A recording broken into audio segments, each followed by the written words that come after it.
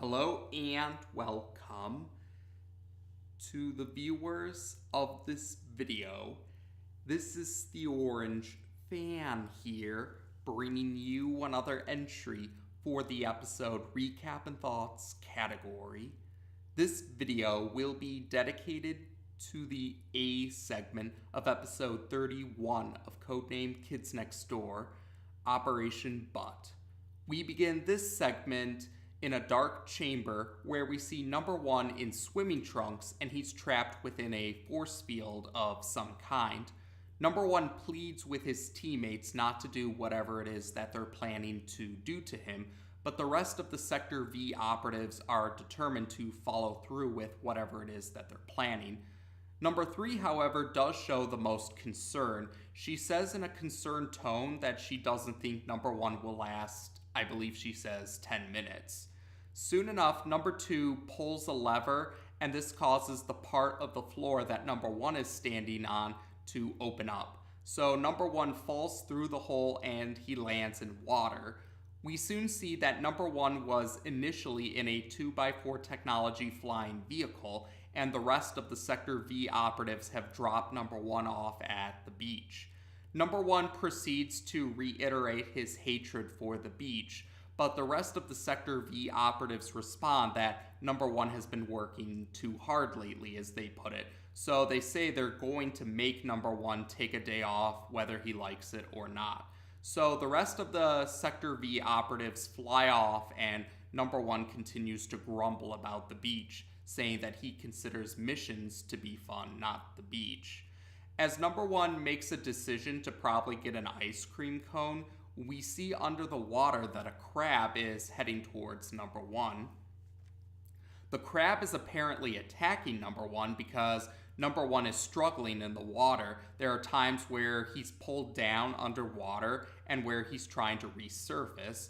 Eventually, number one is able to resurface without being attacked, but there's a flash of light underwater, and after the flash of light, number one realizes that his trunks are missing.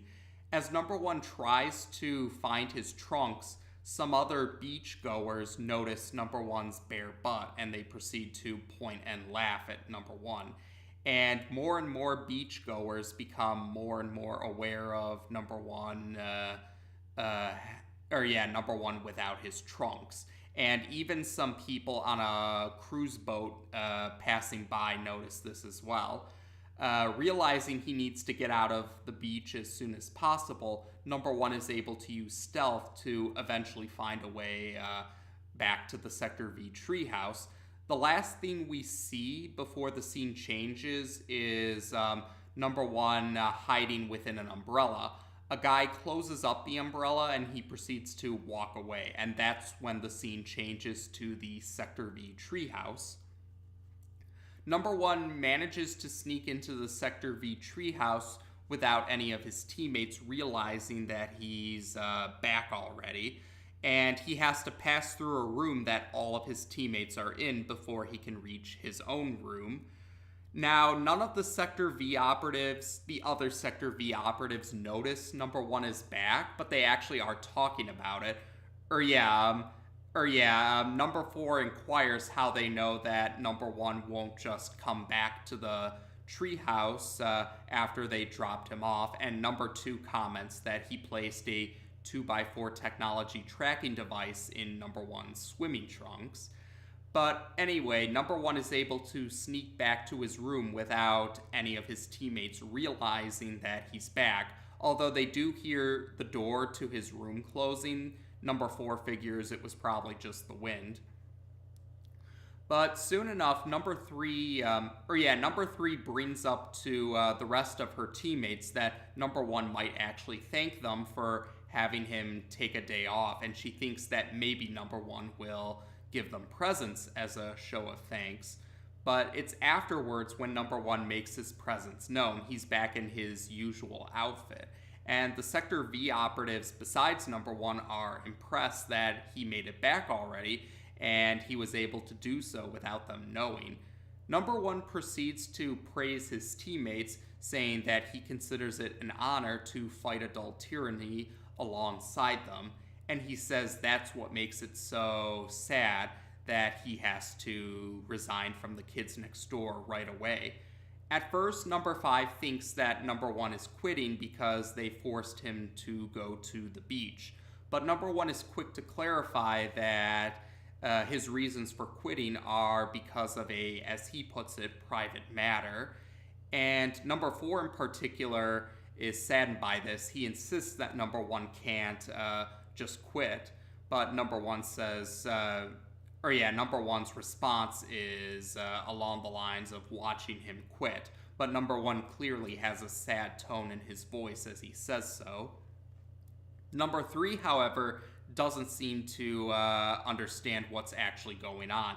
Number 3 thinks that number 1 is leaving the room because the present is really big. But number 4, who's still sad, spells it out for number 3 that number 1 is gone, and number 4 spells gone wrong. But he pretty much makes it clear that number 1 is quitting the team, and number 3 proceeds to cry, and number 4 regrets his methods of letting number 3 know the news. So, number 1 can even hear the sadness from his teammates from outside of the Sector V treehouse, but he still proceeds to head off somewhere even though he has a sad tone on his face. Number 4 does try to cheer number 3 up with her stuffed animals, although he kind of messes it up when in the stuffed animal voice he says not to cry or else the stuffed animal will leave, although he does realize his mistake soon enough. Number 2 actually went into number 1's room and he found an envelope and he points it out to the rest of his teammates. Number 5 proceeds to read a message within the envelope, which is a blackmail message. The message blackmails number 1 into quitting the kids next door, or else the blackmailer or blackmailers will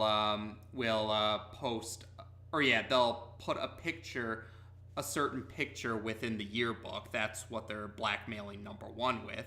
And a copy of this picture is also in the envelope. Number 5 soon sees that the picture is a picture of number 1's bare butt. And the other Sector V operatives start to look at the picture. We, the audience, don't see the picture, but the rest of the Sector V operatives see the picture, and they proceed to laugh about it and make puns and jokes about number 1's apparently big butt. Eventually, even number 5 can't resist, and she joins in on the laughter and the jokes and puns regarding number 1's big butt. Meanwhile, we see number 1 traveling somewhere, and he rings the doorbell of a location. It's not made clear just yet. But as the door opens, the screen is focusing on number 1, and whoever answered the door, number 1 responds in his words, "You're despicable." Yeah, he actually makes a reference to Daffy Duck, or he quotes Daffy Duck. And we soon see that the ones who answered the door were none other than the Delightful Children from down the lane. So yes, number 1 has arrived at the Delightful Children's mansion. The Delightful Children take number 1's comment to them as a compliment, and they encourage him to step inside their home so they can talk more about the blackmail. Eventually, the Delightful Children lead number 1 to a room with a smaller chamber of some kind. According to the Delightful Children, this chamber is the Delightfulization Chamber, and they want number 1 to enter the Delightfulization Chamber.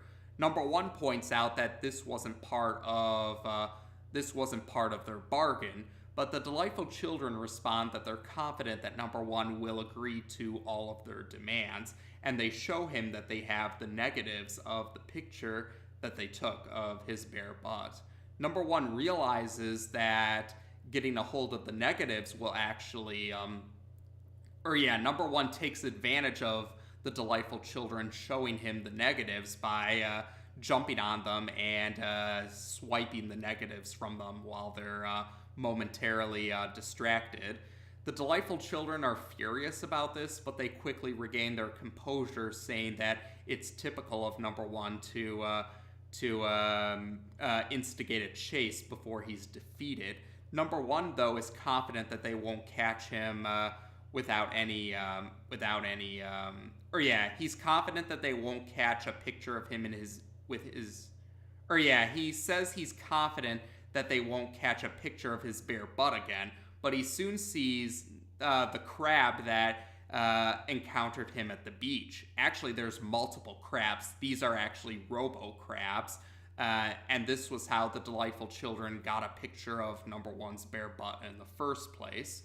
Number one proceeds to fight the robo-crab army, and he puts up a valiant fight, but eventually he's overpowered by the sheer number of robo-crabs, and they proceed to pull his shorts off, but his underwear is still on, and it's rainbow monkey underwear. The delightful children proceed to laugh at this, saying that this is almost as good as the picture of number one's bare butt.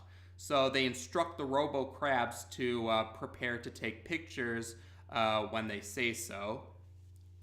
Eventually, the delightful children instruct the robo-crabs to prepare themselves, but just when they're about to tell the robo-crabs to take the picture, we see other arms appear on screen, and they proceed to these arms are heading for the delightful children, and then we see a blinding flash.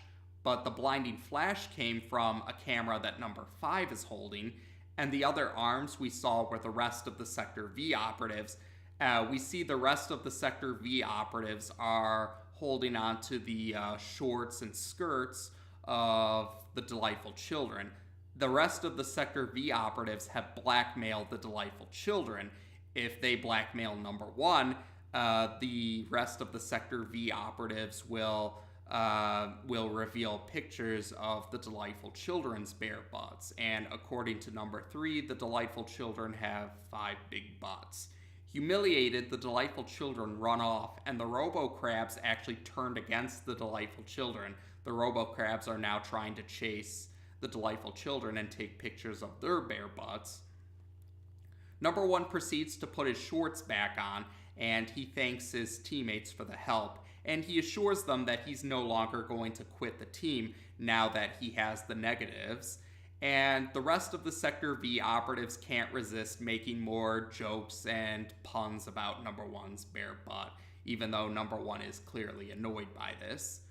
Eventually, we're back at the Sector V treehouse, and number 1 surprises the rest of his teammates by saying he wants to head to the beach.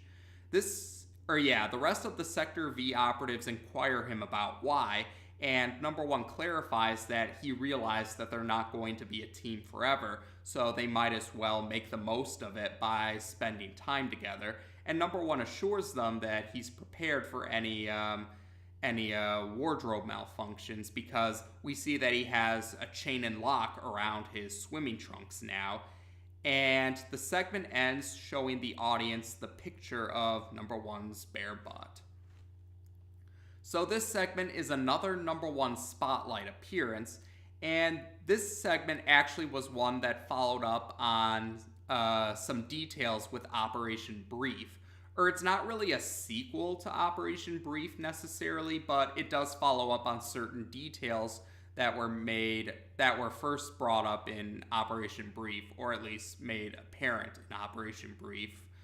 Operation Brief was the first time when the rest of the Sector V operatives were joking about number 1 having a big butt, apparently. And Operation Brief was also a segment that made very clear about how the delightful children singled number 1 out as the operative of the kids next door that they antagonized the most. You could say that Operation Brief in particular highlighted how the delightful children regard number 1 as their archenemy. And you could say this is also the case for this segment. The delightful children attempted to catch a picture of number 1's bare butt to blackmail him with it, and they wanted to delightfulize number 1 as well. So you could say those details from Operation Brief were brought up again in this segment. And Yeah, this segment and Operation Brief also did have something in common, similar to Operation No Pee in the Ool, but toned down in comparison. Because in No Pee in the Ool, number one was treated as, pardon the pun, the butt of his teammates' jokes. They kind of didn't really take him as leader seriously, and they kind of blew off his orders and instructions. And yeah, that was the case in No Pee in the Ool. Essentially, number one wasn't respected as the leader of Sector V.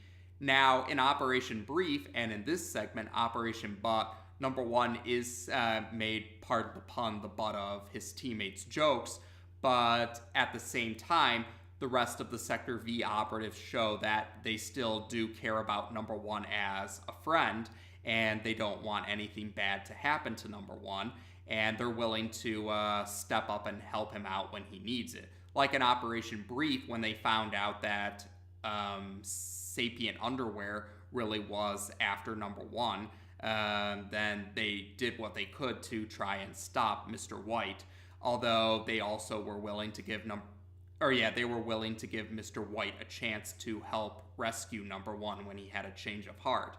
And in this segment, while the Sector V operatives besides number one couldn't resist making jokes and puns about number one's big butt, they still came through to help him out by blackmailing the delightful children for trying to blackmail number one. So, yeah, you could say they kind of reference No Pee in the Ool in some ways, but it's very toned down compared to how No Pee in the Ool was. And at the end of the segment, this segment also continued another detail from other entries in the series. A lot of entries in Season 2 showed how the rest of the teammates, the rest of the Sector V operatives, like to go to the beach to have fun, but number one is not a fan of the beach. It was Operation Fugitive, Operation College, and Operation Beach. Yeah, it was Operation Fugitive, Operation College, and Operation Beach were the Season 2 segments that highlighted number one's dislike for the beach. And that continued in this segment, but it ended by the end of this segment because number one is actually willing to go to the beach now, although he's prepared himself to avoid a situation like what happened to him at the beginning of the segment. And yeah, that's a notable change for number one. He hated the beach initially, but he doesn't anymore by the end of this segment. And it is rather heartwarming that he wants to make the most of the time he has with his friends and teammates. As he said at the end of the segment, they're not going to be a team forever. So otherwise, yeah, that's about it for this particular segment. Another number one spotlight appearance that brought back some details from previous entries, especially the detail about the delightful children regarding number one as their archenemy. And it also shows while the Sector V operatives might joke around at number one's expense, they still do care about him as a friend, and they're willing to pull through and help him out when he really needs it. And you could say that's really heartwarming, as was number one's decision to spend as much time with them as possible while they're still a team. But otherwise, yes, there we go for this particular segment. So as of this video, we've now discussed the A segment of episode 31 of Codename Kids Next Door on this channel. Take care, and until next time.